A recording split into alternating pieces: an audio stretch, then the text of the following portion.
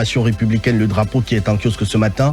Le journal de Carole Tamba s'intéresse principalement à l'axe routier Bamenda-Roum.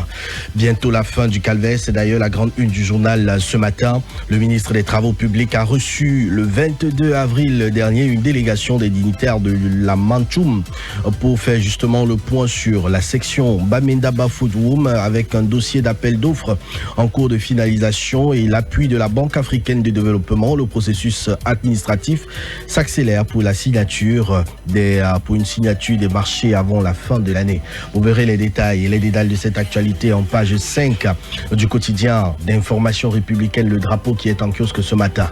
Également dans les kiosques à journée, le quotidien Capitaux Public Cameroun Tribune qui est en kiosque. Le journal de Marie-Claire Nana s'intéresse particulièrement à l'incivisme fiscal au Cameroun. Qui a peur des impôts? La question soulève le moult déclarations dans le journal, c'est clair. Fraude fiscale en tout genre, évasion et corruption. De nombreux contribuables sont justement prêts à tout pour payer le moins possible alors que leurs activités génèrent des revenus. Mais des solutions existent et les acteurs comme des conseillers fiscaux sont prêts à apporter leur expertise pour stopper la déperdition des recettes de l'État. Le journal propose un focus de pratiquement 3 pages pour parler essentiellement de cet incivisme qualifié, cette fiscalité, qualifiée d'incivique aujourd'hui dans les colonnes du Cameroun Tribune. Si vous faites un tour en kiosque, 30 ans, mutation célèbre ces 30 années.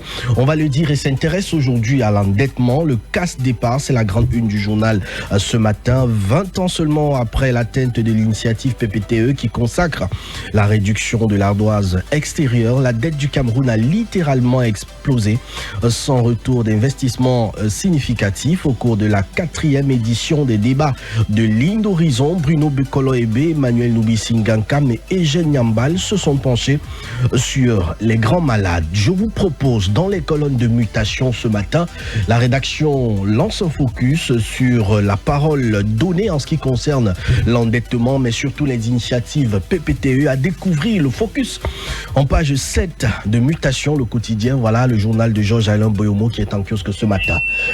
Et si on parlait santé avec le quotidien Éco-Santé qui est en kiosque, le journal de Joseph Benboum ce matin va pencher sur la lutte contre le sida au Cameroun. On parle de ce côté en grande une de l'innovation au cœur de la stratégie CNLS en 2026.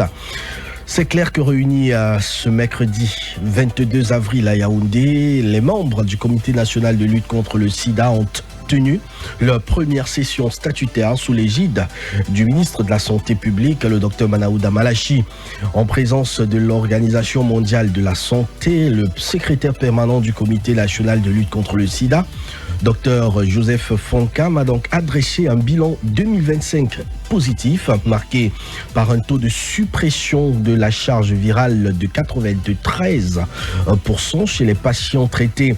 Toutefois, avec une file active majoritairement féminine, soit 68,5%, on va le dire, et vieillissante, les défis restent de taille. L'année 2026 marquera un tournant stratégique avec l'introduction de la PrEP injectable aux cabotégraphies, on va le dire ainsi, visant à réduire les nouvelles infections de 70% d'ici 2030 dans le cadre d'une riposte plus innovante. En page 8, vous verrez les détails en ce qui concerne cette actualité. Parlons économie avec le premier quotidien économique de la zone SEMAC, l'économie qui est en kiosque. Le journal s'intéresse ce matin à la banque en Afrique. La COBAC valide la nationalisation de la Société Générale Cameroun. C'est d'ailleurs la grande une du journal ce matin. 9 mois après le rachat par l'État de 58,8% des parts du groupe français dans cet établissement financier, la commission bancaire de l'Afrique centrale, la COBAC, a entériné début avril 2026 son passage sous contrôle public à 83,68%. Montant de la transaction, 129 milliards de francs CFA. Je ne vous en dis pas plus parce que la page 3 du premier quotidien de l'économie, le premier quotidien économique de la zone SEMAC, l'économie en dit long. Bouclons cette revue de la presse avec le quotidien Info Matin quotidien qui ce matin s'intéresse à la sécurité routière. Le Cameroun renforce justement ces ressources humaines. C'est la grande une du journal ce matin. En présidence 22 avril à Yaoundé, la sortie solennelle des lauréats des deuxième et troisième promotions des experts de l'ICER dans le domaine. Le ministre des Transports, Jean-Ernest Massé-Nangalé-Bibeye, a insisté sur la nécessité de capitaliser sur cette expertise nationale. Objectif, améliorer durablement les performances du pays en matière de prévention routière et de gouvernance des transports. En page 3 d'Info Matin Quotidien, vous verrez les détails et les dédales de cette actualité. Voilà qui fait l'ossature de la revue de presse parue en kiosque ce matin. Les journaux qui sont donc présents dans vos différents kiosques à journaux. Faites-y un tour pour vous informer davantage et pour avoir les détails des grandes unes. Restez en compagnie de nos programmes. Prédit Christelle, Cécile Io, Mathieu Fangwa. Le breakfast matinal, qu'est-ce qu'on dit?